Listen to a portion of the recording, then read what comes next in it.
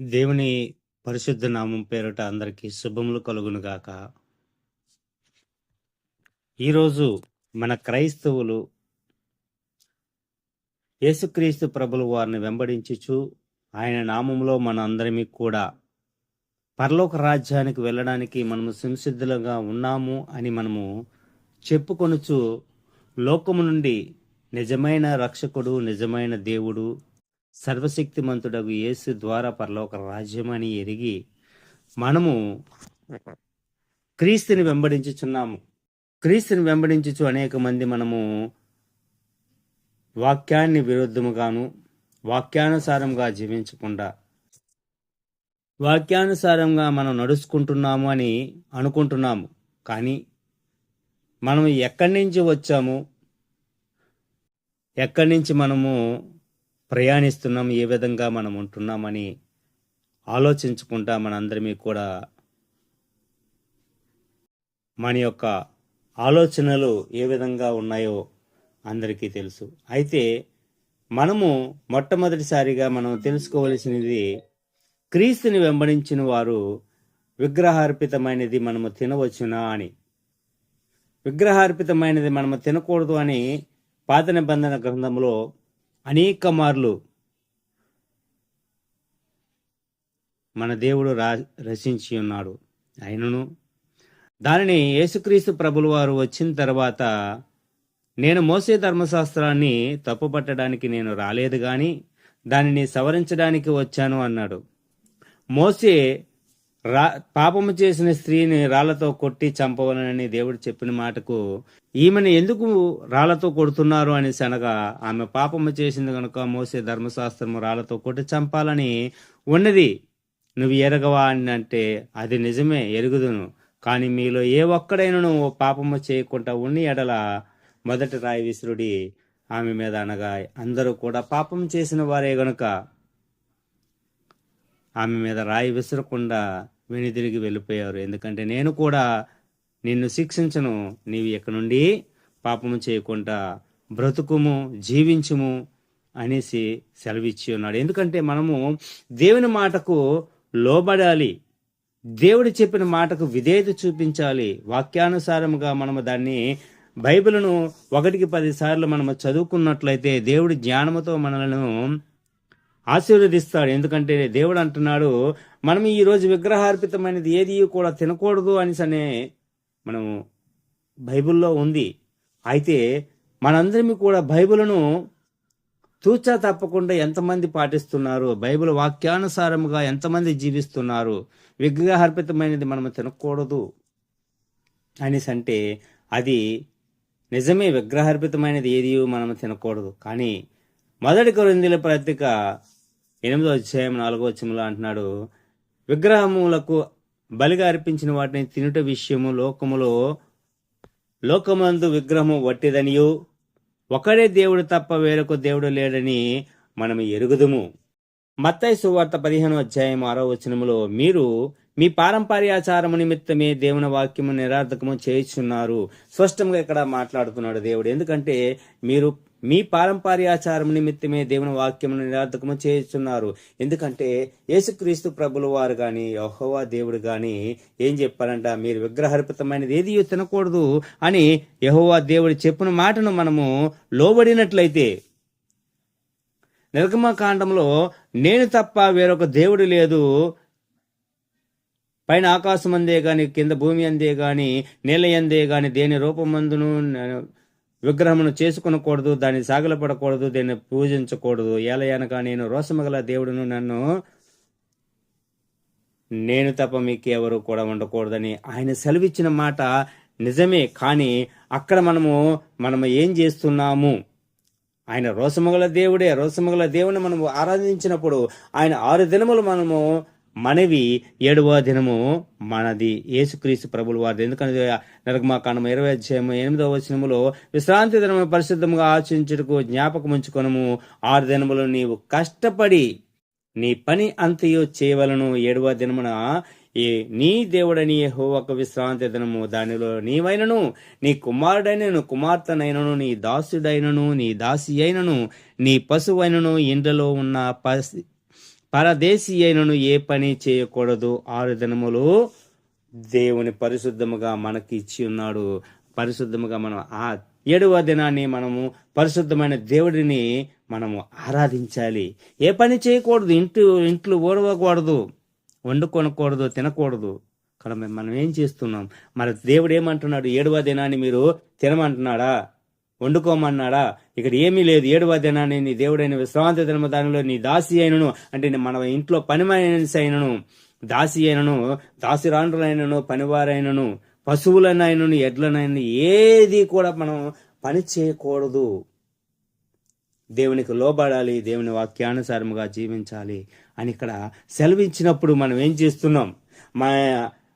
ఆ మాటను విడిచిపెట్టేసి విగ్రహార్పితమైనది మనము తినకూడదు అని మీరు మీ పారంపర్యాచారము నిమిత్తము దేవుని వాక్యమును నిరర్ధకము చేయుచున్నారు.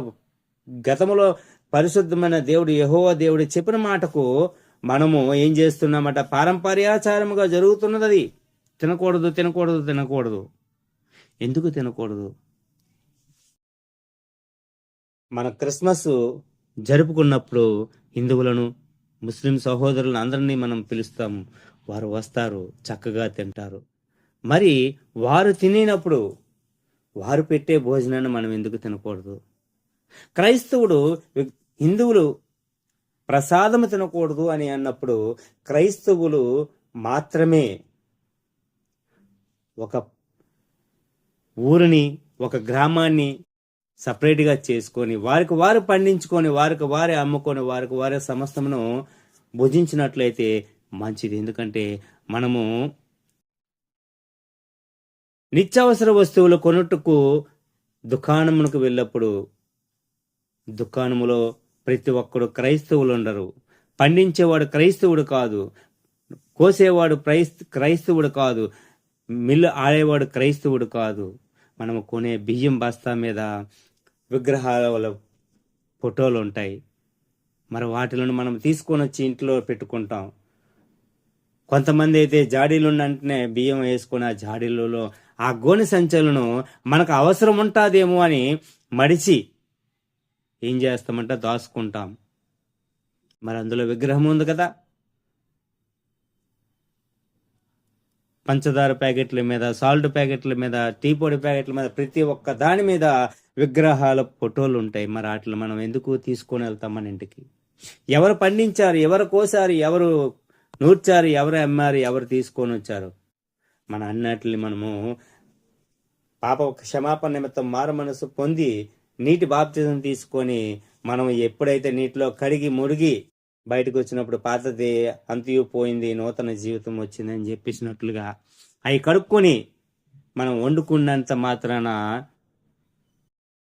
క్రైస్తవుడు పండించినది కాదు, హిందువుడు పండించిందే. ఆ విధంగా మనము చూసుకున్నట్లయితే క్రైస్తవుడు ఏది కూడా భూమి మీద ఉన్నది ఏది కూడా తినటకు అర్హుడు కాదు.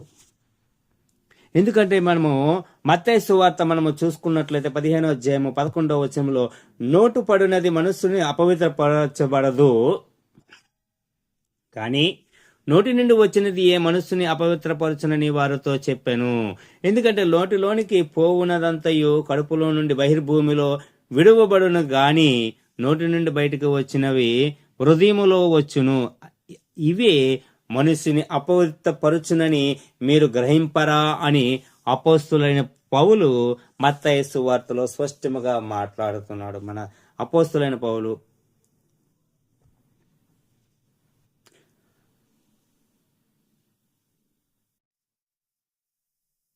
మీరు నోట పడినది మత్తయి సువార్త 15వ అధ్యాయం 11వ వచనంలో స్పష్టముగా యేసుక్రీస్తు ప్రభులు వారు మాట్లాడుతున్న ఆయన నోటి నుండి వచ్చిన మాట, నోట పడినది మనస్సులోను అపవిత్రపరచదు, గాని నోట నుండి వచ్చినదియే మనస్సుని అపవిత్రపరచునని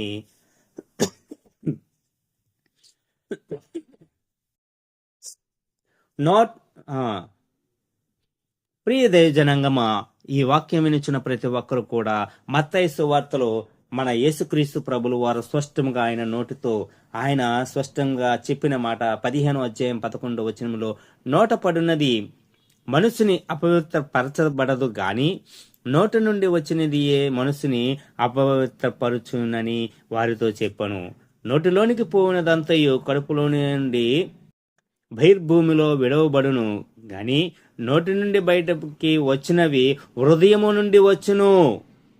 నోటి నుండి బయటికి వచ్చినవి హృదయములో నుండి వచ్చును. ఇవియే మనుషుని అపవిత్రపరచునని మీరు ఎరుగరా అని మీ యొక్క దురాలోచనలు, నరహత్యలు, వ్యభిచారములు, వేశ్యాంగమనములు, దొంగతనములు, అబద్ధ సాక్ష్యములు, దేవదూషణములు హృదయములో నుండియే వచ్చును. మరి ఇవన్నీ కూడా పరిశుద్ధమైన దేవుడు యేసుక్రీస్తు ప్రభులు వారు స్పష్టంగా మాట్లాడుతున్నాడు. ఏ మనుషుని అపవిత్రపరచును గాని చేతులు కడుగు కొనక భోజనము చేయుట మనుషుని అపవిత్రపరచదని చెప్పాను. ఎందుకంటే మనము భోజనము చేసినంత మాత్రాన, హిందూ ప్రసాదములు మనం తిన్నంత మాత్రాన మనం అపవిత్రములు కాము. ఎందుకంటే అవి అపవిత్రమైనవి కావు. హిందువులు వాళ్ళు స్పష్టముగా వాళ్ళు హృదయముతోనూ ఆత్మతోనూ సత్యముతోనూ వారు దేవుణ్ణి ఏ విధంగా మనమైతే పూజించుతున్నామో ఆరాధిస్తున్నామో అదే విధంగా వారు కూడా ఆరాధిస్తున్నారు. వారు కూడా అదే విధంగా వారు దేవులకు పెట్టి మనల్ని తినమంటున్నారు. కానీ వారు పెట్టిన తర్వాత ఆ దేవుళ్ళు మనము చేసేదైనా సరే ఏదైనాను దేవుడు ఏ ఒక్కదాన్ని కూడా ఎంగిలిపరచడు. ఎందుకంటే ఆయన లేకుండా ఏదీ కలగలేదు, సమస్తమును ఆయన ఎందే కలిగను అని దేవుని వాక్యమును మనము మరిచితిమా. ఆయన ఉన్నప్పుడు సమస్తమును కలిగినప్పుడు మనము ఏం చేస్తున్నాము? నిజమైన దేవుడి మాటలకు విధేయత చూపించుకుంటా లోకానుసారమైన మాటలకు మనం విధేయత చూపుతూ ఆయన మాటలను విడిచిపెట్టేసి నిజమైన రక్షకుడు చెప్పిన మాట ఏంటి అంటే మన నోటి నుండి పోవునది కడుపులోనికి మనము తింటే అది పరిశుద్ధపరచబడుతుంది.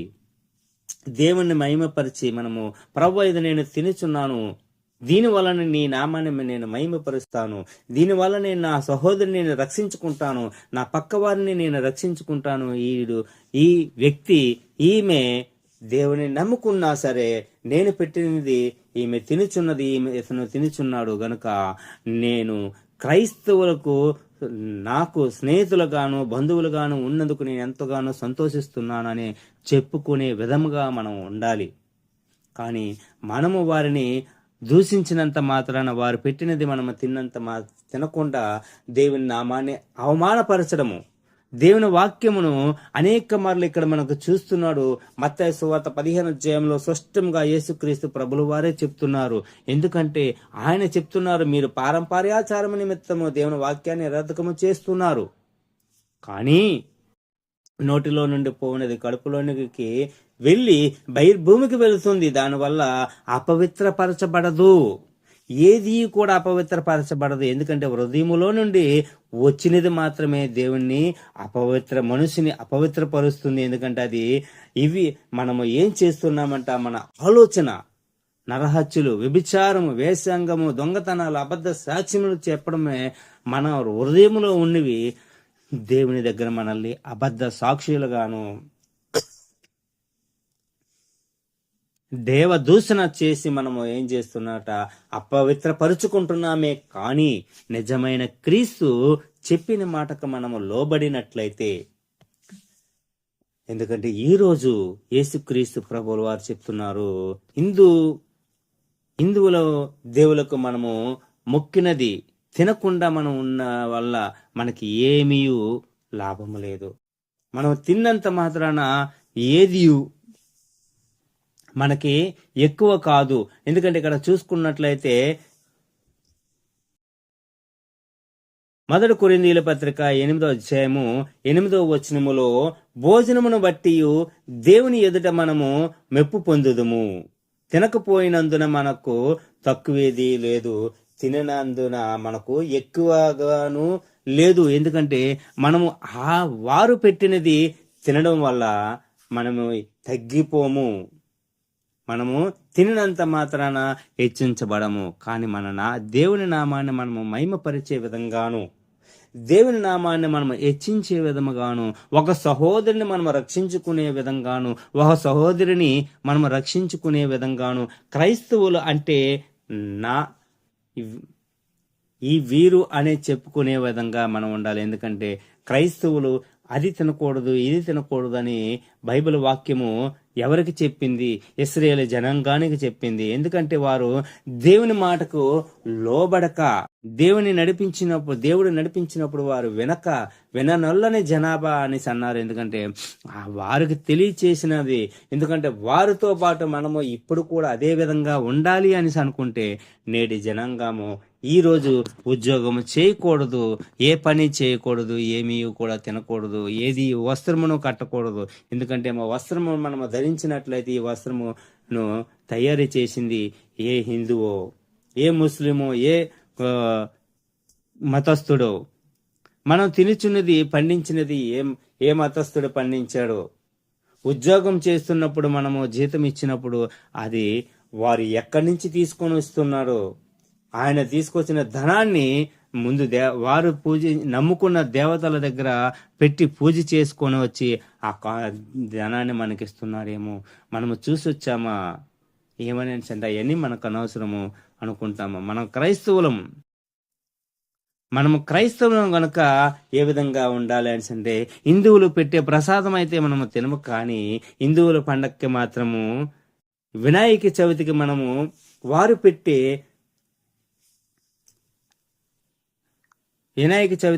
పెట్టే మనము ఉండ్రాళ్ళు కానీ ఆరుదలు కానీ మనము తినము. వినాయక చవితి రోజు వాళ్ళు ఆరుద వండుకుంటున్నారు కదా, వాళ్ళు తింటున్నారు కదా అని చెప్పేసి అదే విధంగా మనము మన ఇంట్లో పూజ చేసుకోకపోయినా అదే రోజు మనం ఆరుది వండుకోవచ్చు, ఉండ్రాళ్ళు మనం తయారు చేసుకొని తినొచ్చు. సత్యనారాయణ వ్రతము చేసుకొని సత్యనారాయణ ప్రసాదం పంచినప్పుడు అది మనము తినడానికి ఇష్టపడము. కానీ సత్యనారాయణ వ్రతం మనము చేయకపోకుండా అదే ప్రసాదాన్ని అదే విధంగా మనము తయారు చేయించుకొని ఎంతో సంతోషంగానూ మనము తింటున్నాము. ఎంతమంది లేరు అదే విధంగా. కానీ మనము ప్రతి ఒక్కరము కూడా ఆలోచించినది ఏమంటే క్రైస్తవులు, హిందువులు, ముస్లింలు, బౌద్ధికులు అందరము కూడా హిందువులమే. అంటే హిందూ దేశంలో జన్మించిన ప్రతి ఒక్కరిని కూడా అన్నదమ్ములుగాను అక్క చెండ్లుగాను మనము జీవించాలే గాని ఒకరిని దూషించుకుంటూ మనకి మనము తగ్గించుకొని మన దేవుణ్ణి అవమానపరిచే విధంగా మనం ఉండకూడదు. ఎందుకంటే మనం ఆ విధంగా ఉన్నట్లయితే దేవుడు అంటున్నాడు అపవిత్రపరిచిన వారం అవుతామని అంటున్నాడు. ఎందుకంటే నోటి నుండి మనం వచ్చినది అపవిత్రపరచబడిన కానీ హిందువు దేవులకు పెట్టినది అపవిత్రము కాదు. ఎందుకంటే హిందువుల దేవులకు పెట్టింది వాళ్ళు మనకు తీసుకొని వచ్చి అక్కడ పెట్టాము మీరు తినండి అని ఏ ఒక్కరు కూడా మూర్ఖముగా ఆలోచించరు. ఎందుకంటే క్రైస్తవులని తెలిసి కూడా వారి దగ్గరకు వచ్చి అక్కడ పెట్టింది కొంతైనను మిగిలిన దాన్ని మనకు తీసుకొని వచ్చినప్పుడు కడుపు నిండా భోంచేసి మనము వారి కొరకు ప్రభువా వారు నాకు ఇది పెట్టి ఉన్నారు కనుక నేను తిని ఉన్నాను, నీ నామాన్ని నువ్వు మహిమపరచుకో ప్రభువా, నేను వీరి కుటుంబాన్ని నువ్వు ఆదరించు, నెమ్మదిపరచు, శాంతి సమాధానము దయచేయి అని మనం ప్రార్థన చేసినట్లయితే వారు ఎంతగానో సంతోషిస్తారు. ఎందుకంటే అందరమీ కూడా సంతోషముగాను ఆనందముగాను మనం ఉండాలనే గాని నోటు పడిన మనుషుని అపవిత్ర పరచుదు కానీ నోటి నుండి వచ్చినదియే మనుషుని అపవిత్ర పరచునని యేసుక్రీస్తు ప్రభులు వారు చెప్పుచున్న మాటను విస్మరించకుండా క్రీస్తుని వెంబడించిన ప్రతి ఒక్కరు కూడా మనము ఆ మాటకు లోబడి జీవించి మనందరమీ కూడా హిందువులు క్రైస్తవులు వేరు వేరు కాదు, అందరమే ఒకటే దేశము, ఒకటే కుటుంబం, వారి శరీరము మనము శరీరదారులమే, వారు శరీరములో ఉన్న రక్తము మన రక్తము ఒకటే, వారు తినే తిండి మనము తినే తిండి ఒకటే, వారు తినే తిండిని పండించేవారు మనము తినే తిండిని పండించేవారు వేరు వేరు కాదు, అందరూ ఒక్కరమే. కనుక మనందరమీ కూడా శాంతి సమాధానముతో దేవుణ్ణి మహిమపరుచుకునే విధంగాను, ఎందుకంటే పారంపర్యాచారముగాను కాకుండా మనము చేసేది పారంపర్యాచారము అంటే మీరు మీ పారంపర్యాచారము నిమిత్తము దేవుని వాక్యాన్ని నిరర్ధకము చేయుచున్నారని యేసుక్రీస్తు స్పష్టముగా మత్తయి సువార్త 15వ అధ్యాయము 6వ వచనము ద్వారా మాట్లాడుతున్న మాటను మనము జ్ఞాపకము చేసుకొని హిందువులు పెట్టిన ప్రసాదము తినటం వల్ల మనం అపవిత్ర పడము, దేవుణ్ణి అపవిత్రపరచము. ఎందుకంటే మనసును అపవిత్రపరచును గాని చేతులు కడుక్కొని భోజనము చేయటం వలన మనసును అపవిత్రపరచదని దేవుడు సెలవిస్తున్నాడు. ఎందుకంటే మన యొక్క ఆలోచన నరహత్యలు, వ్యభిచారము, వేశ్యాంగములు, దొంగతనములు, అబద్ధ సాక్ష్యములు, దేవుడి యందు దేవదూషణములు మన హృదయములో ఏదైతే ఉన్నాయో వాటిల వలన దేవునికి మనం అపవిత్రపరుచుతున్నామే గాని హిందువు సహోదరులు పెట్టే ప్రసాదము తినడం వల్ల మనము అపవిత్రపరచబడము, అపవిత్రపడము అని ఈరోజు దేవుడు స్పష్టంగా మాట్లాడుతున్నాడు. ప్రియ దైవజనాంగమా, దీని వలన మీరందరూ కూడా నేను వాక్యాన్ని విని వాక్యాన్ని చూసుకొని మీకు సెలవిస్తున్నాను కనుక, తెలియజేస్తున్నాను కనుక దీని వలన అనేక మంది ఆత్మపూరులై ఎవరిని కూడా తప్పుగా ఆలోచించుకుంటా, తప్పుడు ఆలోచనతో కాకుండా అందరమే సహోదర భావంతో ముందుకు నడుచుకోవాలని క్రీస్తు పేరిట కోరుకుంటున్నాను. God bless you all.